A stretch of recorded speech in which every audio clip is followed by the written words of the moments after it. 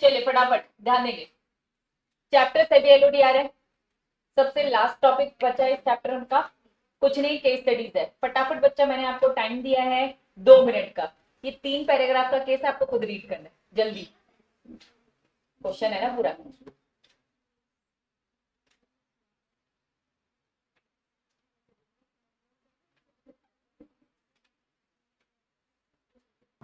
वापस से केस पढ़ने का बच्चे एक तरीका होता है, एग्जाम में से बड़े बड़े केसेस आएंगे, ठीक है।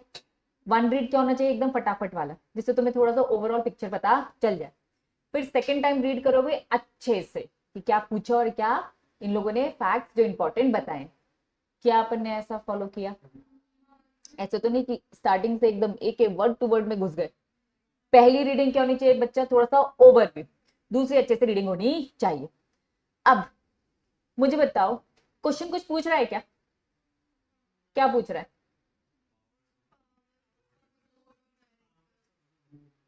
ये पूरे पैराग्राफ में पूरी स्टोरी बताई और एंड में जाके उन्होंने क्या पूछा, as a company secretary prepare करना है आपको एक रिपोर्ट, और चेयरमैन को क्या देना है बच्चा, एडवाइस। अब किस किस चीजों में एडवाइस देनी है,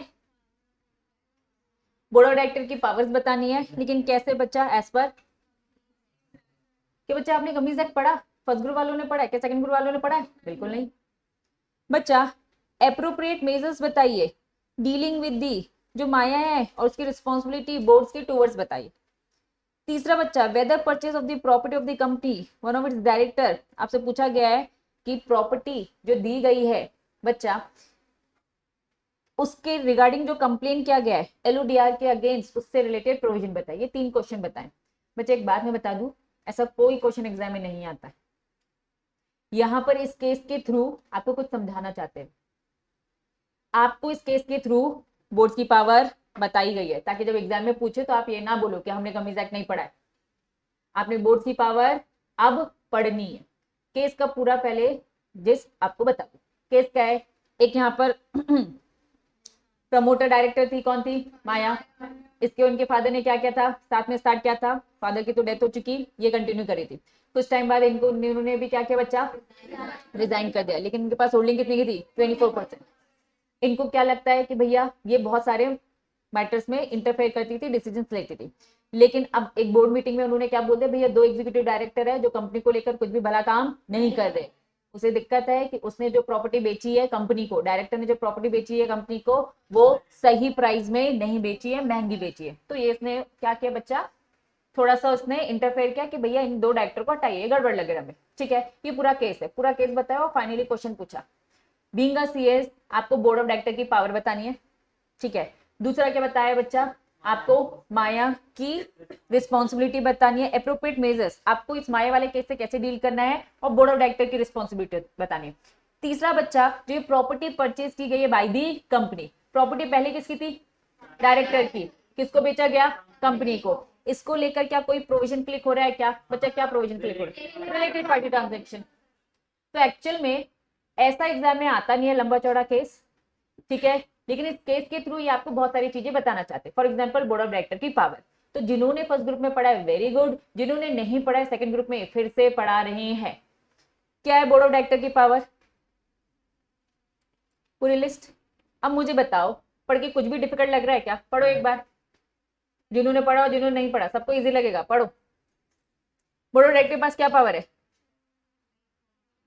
अनपेड पैसा मंगा सकते हैं, ऑथराइज क्या कर सकते हैं, बाय बैक, क्या लिखा है, सिक्योरिटी इशू कर सकते हैं, डिबेंचर चाहे इंडिया इंडिया के बाहर, फिर क्या लिखा है, बोरो कर सकते हैं, इन्वेस्ट कर सकते हैं।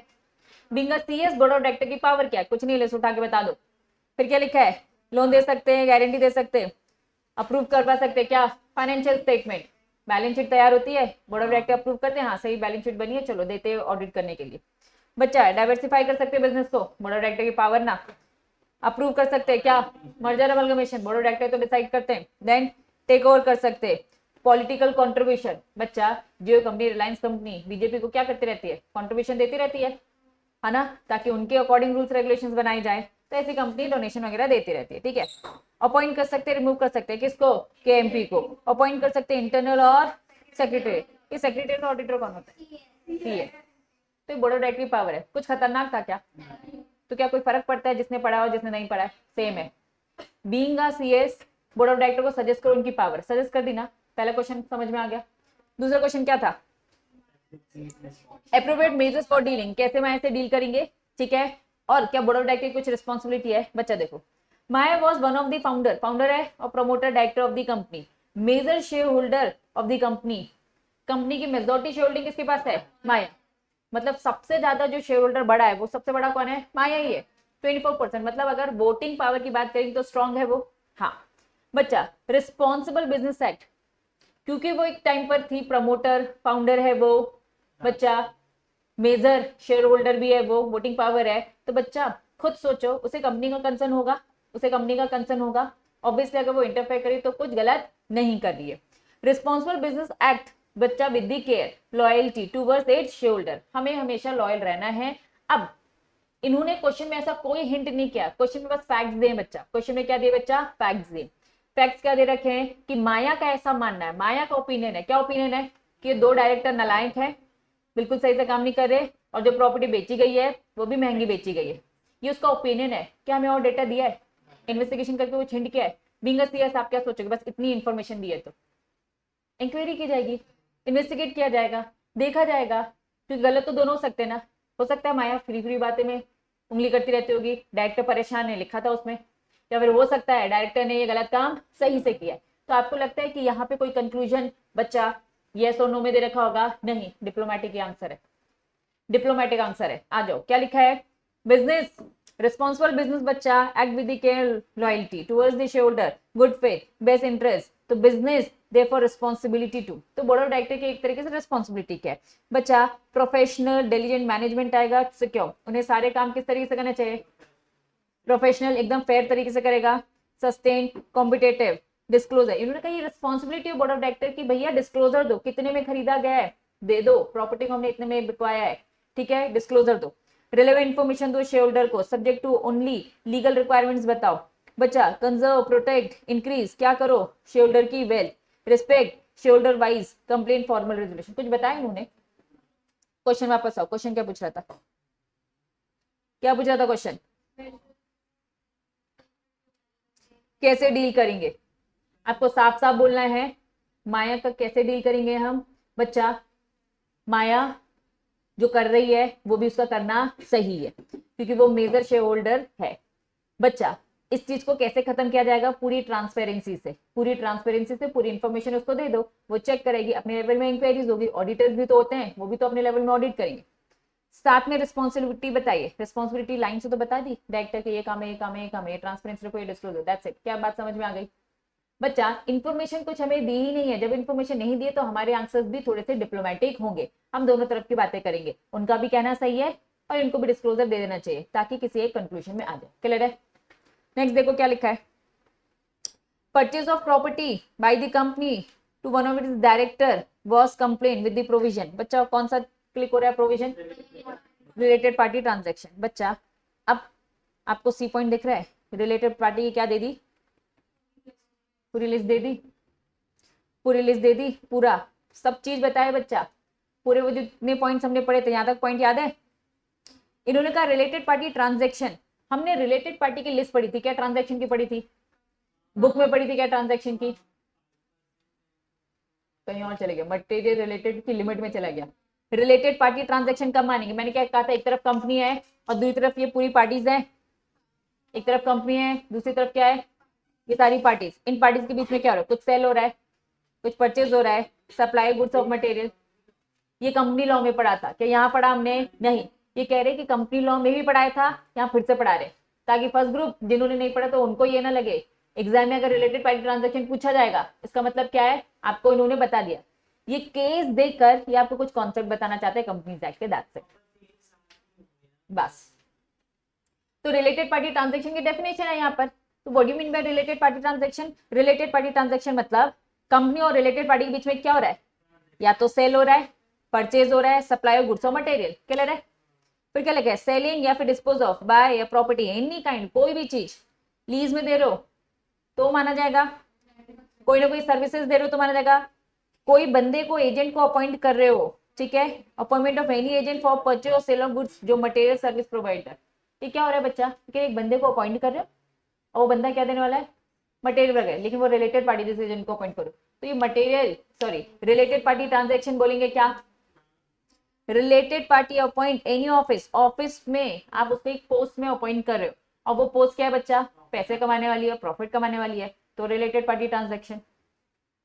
Under writing the subscription of any shares, बच्चा डेरिवेटिव ऑफ द कंपनी, आप क्या कर रहे हो बच्चा, शेयर्स का क्या कर रहे हो बच्चा, सब्सक्रिप्शन दे रहे हो किसी नॉन पर्सन को, एक तरफ कंपनी है, दूसरी तरफ जो पूरी लिस्ट पड़ी रिलेटेड पार्टी ट्रांजेक्शन, उनके बीच में ये सारी चीजें ट्रांजेक्शन होगी, कौन सी, 1 2 3 4 5 6 7, तो ये सब क्या माना जाएगा, रिलेटेड पार्टी ट्रांजेक्शन। कुछ नहीं डेफिनेशन दी है, लेकिन क्वेश्चन में क्या लिखा है कि भैया क्या याद आना चाहिए आपको, रिलेटेड पार्टी ट्रांजेक्शन याद आना चाहिए, रिलेटेड पार्टी ट्रांजेक्शन की डेफिनेशन, और क्या याद आना चाहिए, related party.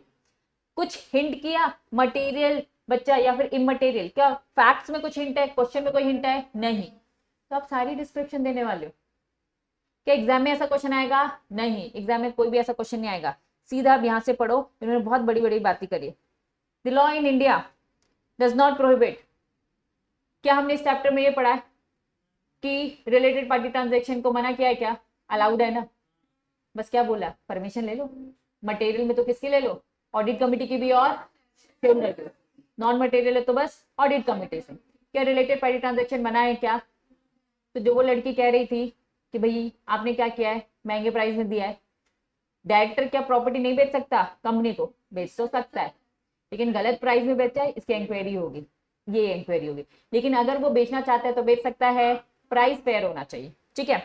The law in India does not, बड़ी बड़ी बातें करी है इन्होंने, प्रोहिबिट, हमारा इंडिया प्रोहिबिट नहीं करता, law puts the place into check the balance such as requirement of the approval of the board of director, उन्होंने क्या बोल दिया, सेम बातें, बस किसकी चाहिए परमिशन, बोर्ड ऑफ डायरेक्टर। लेकिन सच बताओ बोर्ड ऑफ डायरेक्टर की चाहिए क्या, बोर्ड ऑफ डायरेक्टर ने एक कमेटी बनाई है ऑडिट कमेटी, उस ऑडिट कमेटी में कौन बैठता है, बोर्ड ऑफ डायरेक्टर ही बैठते हैं, इसलिए बोर्ड ऑफ डायरेक्टर अप्रूवल लेकर, और साथ में क्या लिखा है, शेयरहोल्डर, टाइमली डिस्क्लोज करो, फिर स्टैट्यूटरी अप्रूवल करो, इंश्योर करो सारे ट्रांजेक्शन, बच्चा यही सारी बातें उन्होंने घिसी पिटी लिखी है, कुछ भी गलत नहीं करना है डिसऑनेस्ट तरीके। Therefore, if related party transaction take place, concern of the सबकी होनी चाहिए और पूरे लॉ फॉलो करो, कुछ बताया उन्होंने। इन शॉर्ट एक केस दे रखा था, उसमें 3 क्वेश्चन पूछे गए थे, ये 3 क्वेश्चन पूछना पर्पस नहीं है, इसके थ्रू आपको कुछ और एक्स्ट्रा प्रोविजन पढ़ा रहे हैं, कुछ रिपीट और कुछ रिपीट नहीं है, related party repeat, transaction repeat है क्या, नहीं, यहां पढ़ लिया in short. Powers of board of director क्या पूरे चैप्टर में बताया, नहीं बताया, मतलब एग्जाम में क्या पूछा जा सकता है, बोर्ड ऑफ डायरेक्टर की पावर्स और रिलेटेड पार्टी ट्रांजैक्शन, बाकी ये सब नहीं पूछा जाएगा, बात समझ में आई, तो क्या ये केस है, नहीं, ये चैप्टर का एक छोटा सा पार्ट है। नेक्स्ट एक केस दिख रहा है, पढ़ो, बोलो, हाँ कौन तो है, ऑफ, टेम्परेचर बढ़ाना है, सॉरी कम करना है, हमेशा वही निकलता है बढ़ाना, कहाँ है रिमोट, अच्छा थोड़ी देर से फिर अपन उसको नॉर्मल कर देंगे क्योंकि पानी ना टपकने लगे अनिकेत में, है ना।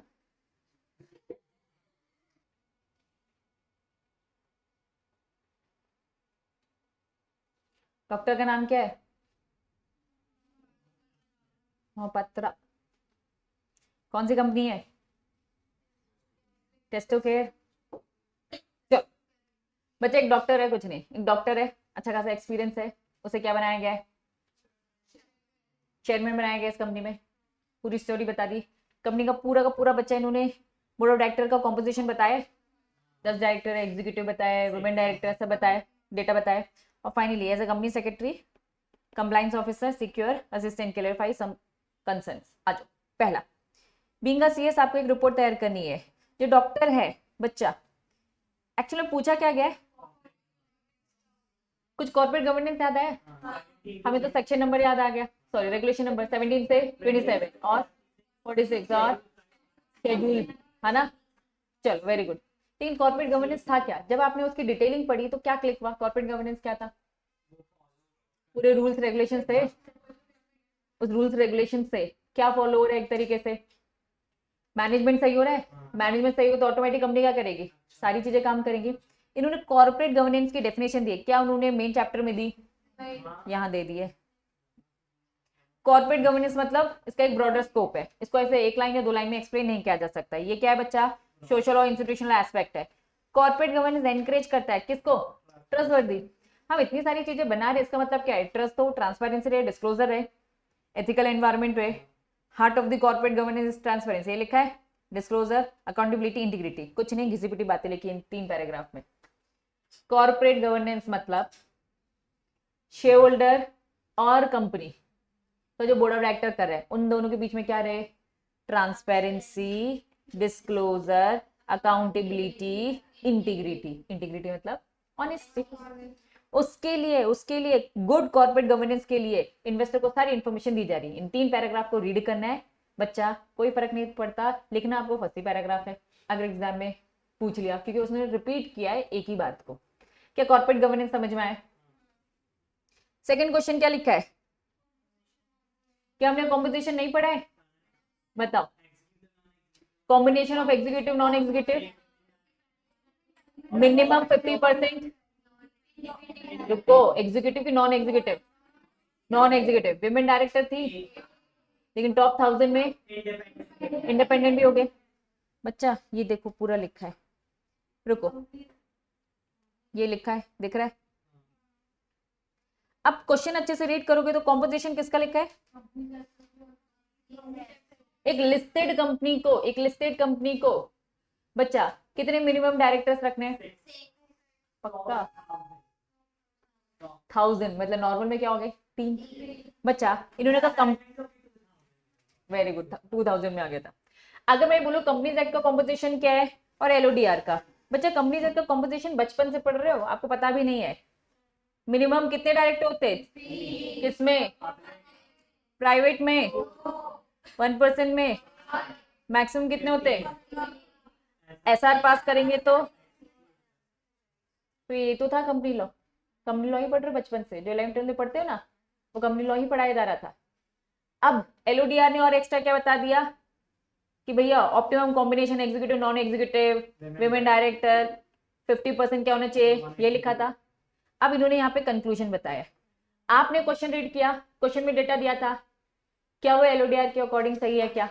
एग्जीक्यूटिव नॉन एग्जीक्यूटिव का कॉम्बिनेशन था क्वेश्चन में, क्या विमेन डायरेक्टर रखा है उन्होंने, 50% नॉन एग्जीक्यूटिव रखा है क्या?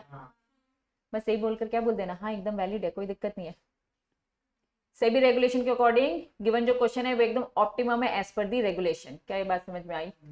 खत्म। तो ऐसे क्वेश्चन बन सकते हैं, आपको एक डेटा दिया है और पूछा गया है एलओडीआर के कॉम्पोजिशन के हिसाब से ठीक है कि नहीं। समझ में आ गया? ये तो रिपीट ही था। नेक्स्ट लास्ट क्वेश्चन देखो क्या लिखा है, इंपॉर्टेंट। बच्चा डॉक्टर को क्या अपॉइंट कर रखा है? कंपनी क्या चाह रही है, बोर्ड क्या चाह रहा है? कर सकते हैं क्या? हेडिंग देखो क्या लिखा है इसमें। कंपनी लॉ का एक प्रोविजन दे दिया, पहले समझो फिर बताना, पहले समझो फिर बताना। कंपनी लॉ साफ साफ बोलता है, कंपनी लॉ का सेक्शन 20 साफ साफ बोलता है, समझना बच्चा, कोई भी बच्चा अगर कोई चेयरमैन है, चीफ, रीड करो कंपनीज एक्ट का 203 सेक्शन क्या बोलता है? सेपरेशन ऑफ रोल किसका? चेयरमैन का और chief executive officer. Separation of role मतलब दोनों के काम अलग अलग है, चेयरमैन का काम अलग, चीफ एग्जीक्यूटिव ऑफिसर का काम अलग। समझ में आ गया? इन्होंने का कुछ कंडीशंस है। पहला, इंडिविजुअल नॉट अपॉइंट, कोई भी इंसान अगर चेयरमैन है तो वो क्या नहीं बन सकता? मैनेजिंग डायरेक्टर नहीं बनेगा, चीफ एग्जीक्यूटिव ऑफिसर नहीं बनेगा। ये कंपनीज एक्ट का सेक्शन 203 बोलता है। वापस, कंपनीज एक्ट का सेक्शन 203 क्या बोलता है? अगर किसी को क्या बना दिया बच्चा? चेयरमैन बना दिया, तो वो क्या क्या नहीं बन सकता? सीईओ नहीं बन सकता, मैनेजिंग डायरेक्टर नहीं। अब क्वेश्चन में क्या गिवन है? उसे क्या बना दिया है? चेयरमैन। अब क्या बनाना चाह रहे हैं? बना सकता है? नहीं। समझ में आए? तो ये पहले कंपनी लॉ का प्रोविजन बताया है। अब यहाँ पे आपको समझाया ही जा रहा है बच्चा कि पहले ये कॉन्सेप्ट समझो फिर आंसर करो, ठीक है? फर्स्ट ग्रुप वालों ने तो पढ़ रखा है, भूल गए हैं, कोई बात नहीं। सेकंड ग्रुप वालों ने नहीं पढ़ा है, पढ़ा रही हूँ। क्या बात समझ में आ रही है? मुकेश अंबानी का, वेरी गुड। अगर वो ऑलरेडी चेयरमैन बना है तो क्या वो एमडी बन सकता है क्या? बन सकता है क्या? एक्सेप्शन आता था, ठीक है, वेरी गुड। बच्चा वापस अगर किसी को चेयरमैन बनाए, अगर किसी को क्या बनाया है? चेयरमैन, क्या क्या नहीं बन सकता? ना सीईओ ना एमडी। ठीक है। अब इन्होंने बोल रखा है अनलेस, लिखा है अनलेस, आ गया एक्सेप्शन, आगे क्या गया बच्चा, एक्सेप्शन, मतलब बन सकता है, चेयरमैन एमडी भी बन सकता है और सीईओ भी बन सकता है, अनलेस अगर आपने अपने आर्टिकल में लिखा है। अगर आपने अपने आर्टिकल में साफ साफ लिख दिया हम अपने चेयरमैन को एमडी बना सकते हैं, तो बना सकते हैं। हाँ, दूसरा क्या लिखा है, नहीं कर रहा है, मेरा आइटम्स बहुत मल्टीपल बिजनेस कर रहा है, तो भैया चेयरमैन अलग रखो और सीईओ एमडी अलग रखो। क्यों भैया, काम ज्यादा है ना, काम ज्यादा तो लोग ज्यादा, तो अच्छी बात है। मेरा आइटेक्स एक भी काम नहीं कर रहा है, एक ही बिजनेस चला रहा है, तो एक बंदा दो रोल प्ले कर सकता है। वापस जनरल रूल, चेयरमैन, चेयरमैन ना एमडी बनेगा ना सीईओ, बन सकता है, आर्टिकल में लिख दो, या तो आर्टिकल में नहीं भी लिखा तो भी चलेगा अगर आपका धंधा मल्टीपल नेचर का नहीं है। समझ में आया, मल्टीपल है तो ज्यादा लोग अंदर उसके एक्सेस, अभी हाँ ना, रुक तो जा, खत्म हो गया क्या सब, क्या समझ में आया, वापस वापस जनरल रूल समझ में आ गया। अब क्वेश्चन देखो, क्वेश्चन देखो, मुझे बताओ क्वेश्चन में क्या बोल रखा है, चेयरमैन है और उसे क्या अपॉइंट करने जा रहे हैं, यही कह रहा है ना। ऑल्सो कमेंट, इन्होंने कहा बताइए बोर्ड क्या अपॉइंट कर सकता है सीईओ जब वो ऑलरेडी चेयरमैन है, तो आप बताइए कर सकता है, नहीं कर सकता, जनरल रूल, एक्सेप्शन आर्टिकल में लिखो। क्वेश्चन में कहीं भी कुछ हिंट है, जब हिंट नहीं था तो हम क्या बनेंगे कि हम क्या अज्यूम कर रहे हैं कि नहीं लिखा, मल्टीपल काम भी नहीं कर रहे हमारे हिसाब से, तो वो बच्चा नहीं बन सकता। लेकिन लेकिन लेकिन अब मेरी बात सुनो, लिस्टेड कंपनी है, बड़ी कंपनी है, काम ज्यादा है, तो बीइंग अ सीएस क्या सजेस्ट करोगे, सेपरेट रख लो, ज्यादा अच्छा है। क्यों, रीजन क्या है, वर्कलोड, रीजन क्या है, वर्कलोड। लेकिन बच्चा अगर आप कहोगे कि नहीं नहीं, अज्यूम ले रहे हो कि नहीं आर्टिकल में लिखा है हम ये मान रहे, मल्टीपल बिजनेस कर रहे हैं हम ये मान रहे, तो आप क्या सजेशन दोगे, नहीं करना। क्या बात समझ में आए, हाँ, सिंगल कर रहे हैं तो, सिंगल कर रहे हो तो दोनों एक ही, मल्टीपल कर रहे हैं तो अलग अलग, तो सजेशन समझ में आए। अब बच्चा इन्होंने ये सारी बातें बताई, सॉरी ये सारी बातें बताई है, डायरेक्टर गाइडेंस, और सीधा नीचे आओ, therefore on the basis of the above mentioned law regulation, बच्चा क्योंकि दो अलग अलग लोग रखने से आपको फायदे होंगे, देखो बेनिफिट्स लिखा है, बेनिफिट ऑफ द सेपरेशन, दो अलग अलग लोग रखने से क्या क्या फायदे होंगे। फायदा नंबर 1 क्या लिखा है, डायरेक्टर का कम्युनिकेशन होगा, कम्युनिकेशन मतलब डिस्कशन कर पाएंगे।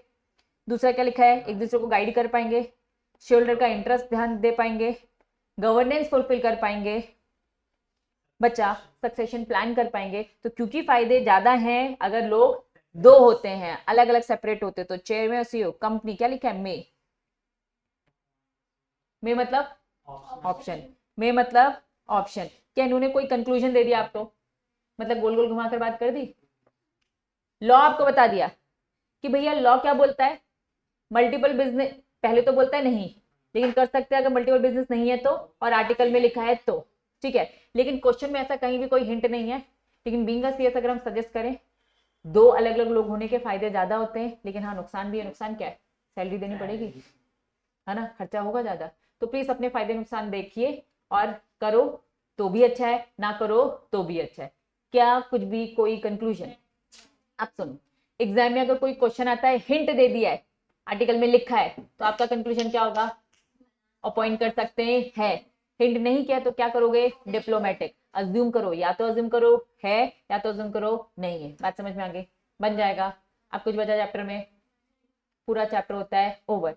इस केस में पढ़ना क्या है, जब एग्जाम में रिवीजन करोगे उस टाइम की बात करो, बोर्ड ऑफ डायरेक्टर की पावर देख लेना, रिलेटेड पार्टी ट्रांजेक्शन का मीनिंग देख लेना, और यही वाला जो प्रोविजन है ये देख लेना, और कॉर्पोरेट गवर्नेंस की डेफिनेशन देख लेना। इसे ये मानना कि ये कोई केस नहीं है, ये एक कॉन्सेप्ट है, इन कॉन्सेप्ट में बस वन में एक बार रीड कर लेंगे। क्या है बात समझ में हो गई। तो यहाँ पे पूरा का पूरा चैप्टर होता है बच्चा ओवर।